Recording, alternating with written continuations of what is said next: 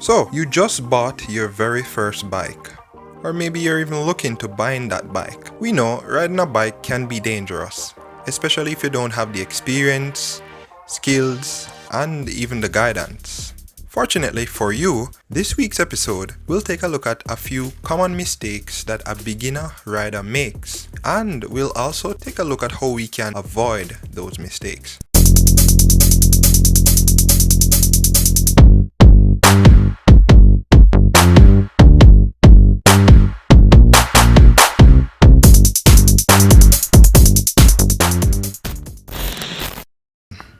Number 1.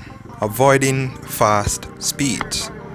You ever wondered why you see some old folks on bikes and they never yet have any scratch on them, or nothing never yet happened to them, or nothing that you've heard happened to them? And on the other hand, you have this younger rider where every couple weeks you see them with a new bruise or a new cut, of course courtesy of the bike. Why older folks tend to survive on the road is because they are being snails. The thing is, when you're riding a bike and you're going slow, not much will happen to you. Well, the only thing that I can think of that can happen to you is basically somebody running into you. And of course, we know that if somebody run into you, that person is wrong at all costs, right? Exactly. So older folks survive because they are slow on the road. And the newer folks killing themselves off because them not take it easy on the road, right? Now, my tip for you is basically to ride within your limit. Do not try to show off, or basically don't try proving to anyone that you can ride. The fact that you're on a bike, it already means that you can ride.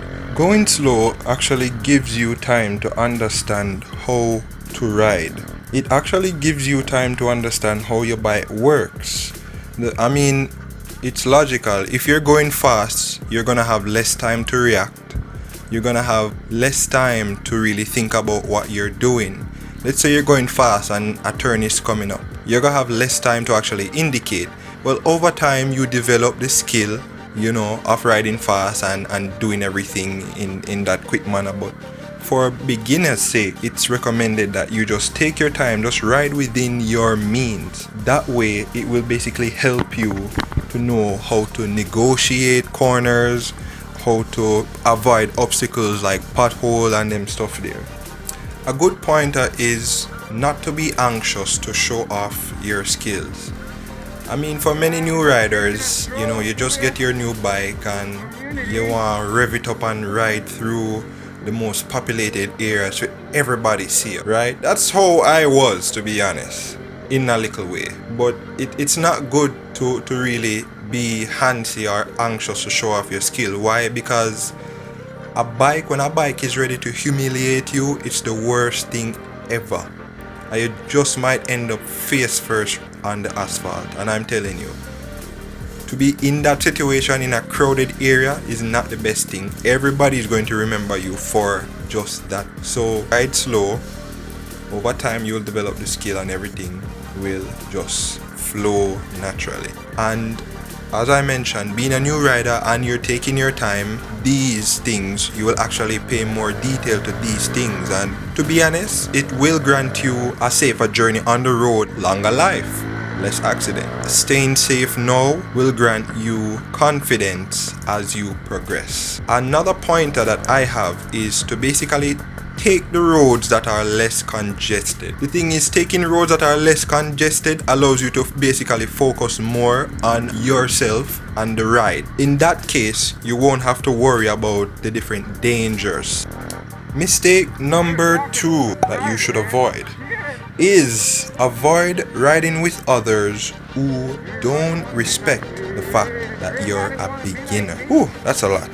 Do not rush to ride with someone else. Why would I say that? Well, the thing is, you may have your friend who has been riding before you, and now that you get your bike, you're like, yes, I want to go ride with my friend. Now, if that happens and you do get the chance to actually roll out with your friend, you have to bear in mind that, your level of riding is not up to their level. So, if you go out riding with your friend and you realize that they're them a go way ahead of you and you're behind, and it's like they don't want to slow down for you, just call it quits, or just tell your friends, say, hey, we'll meet up at that destination. Because why? Me I go take my time because I'm learning. And if your friend don't respect that, then it's just best to tell them, go on ahead and I'll meet you at, you know, such and such place. So basically, your friend or whomever you're riding with, they should be the ones to consider you and ensure that you are basically taken care of on the road.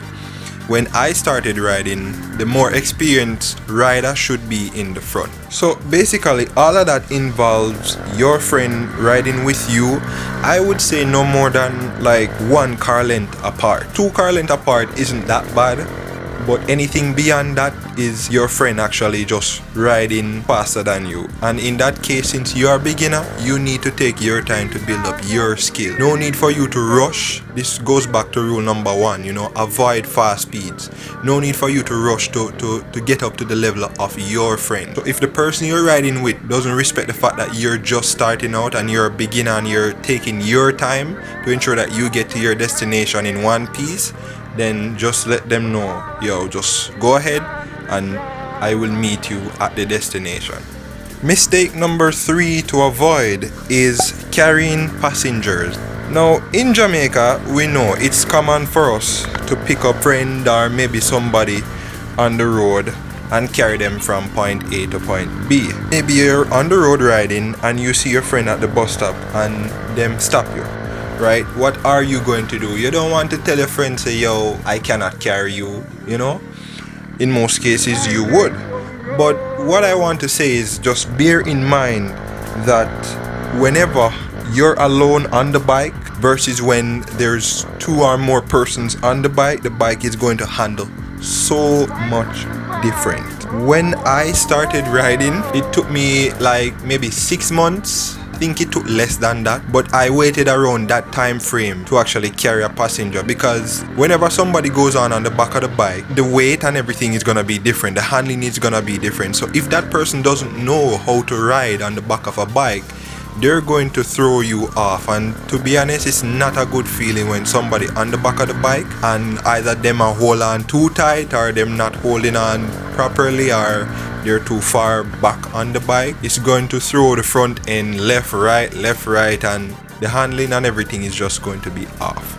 So what I recommend is that you have to master everything on your bike alone before you can take on riding with a passenger. More so, before you pick up a passenger and you know that you're just learning how to ride, I would suggest that you refuse anyone and everyone who asks you for a lift. Unless the person is a more experienced rider, you would let them ride and you go on the back just to protect yourself and to protect them. So remember, riding with a pillion means you have full responsibility for that person, and anything that may happen to them on the road is basically on your shoulders. I will have a separate video talking about how to carry a passenger, what you must do and what they must do as well, so look forward to seeing that video. Mistake number 4 that you should avoid is the urge to buy a big bike. Well, of course, it is tempting to go all out and buy a big 600cc sport bike. Why? Because I mean, you see those bikes on the road and you're like,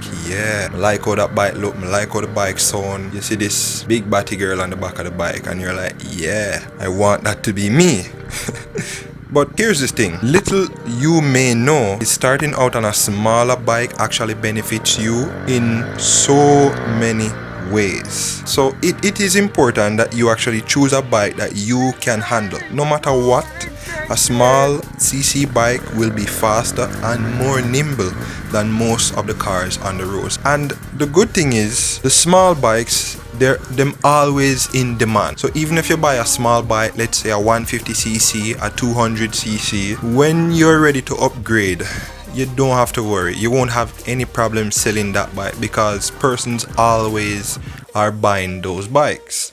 Let's list a few of the benefits of buying a smaller CC bike. Number one, you'll actually develop your skills much faster. I mean, if you're on a smaller bike, you're going to explore the full potential of the bike because it's a slower bike. Another benefit would be less expense. Big bikes basically have to be equal by somewhat a big pocket. What do I mean by that? If you're going to buy a tire for a 600cc in Jamaica, that tire may cost anywhere between $15,000 to $20,000, maybe even more. While on a smaller bike, you can get a brand new tire for anywhere between $5,000 up to $8,000. It all depends on the size of the tire. Don't worry, the small bike still can get you girls. So if you're worrying about that, there's no problem, man. Fifth and last, not investing in proper gear. Now, this is basically an issue that's plaguing Jamaica right now. The riders, the bikers, them don't like wear gear. Them don't like wear helmet. Don't like wear anything. Most of them. Your life is your greatest investment. No matter the amount of cars, houses, or even land that you own, you simply cannot take those with you after death. So buying a cheap $3,000, $5,000, $6,000 helmet, it will not cut it. You can't put a price on your life. If you can spend $100,000 on a bike, you must can spend at least $20,000 on good gear, good helmet and gloves. Bike gear not only looks good, but it serves a purpose. That's why it's made. If you don't have the budget to get all the fancy gears and everything, just get the basic. Buy a helmet and gloves. And you might want to consider getting one of those big yellow rain suits, or maybe any other rain suit that suits your purpose. A bonus, another thing that I see new riders doing is using the front brake while turning. If you're going around a corner and you realize you're going too fast, do not use the front brake. Better yet, slow down before you reach the corner. It's best to approach the corner slow than to approach the corner too fast. If you have to use the front brake while negotiating a corner, try to stand the bike upright and then use the brake and then try continue turning. And just pray to God that you make it out that corner. Alright, so that wraps up the 5 mistakes to avoid as a beginner rider.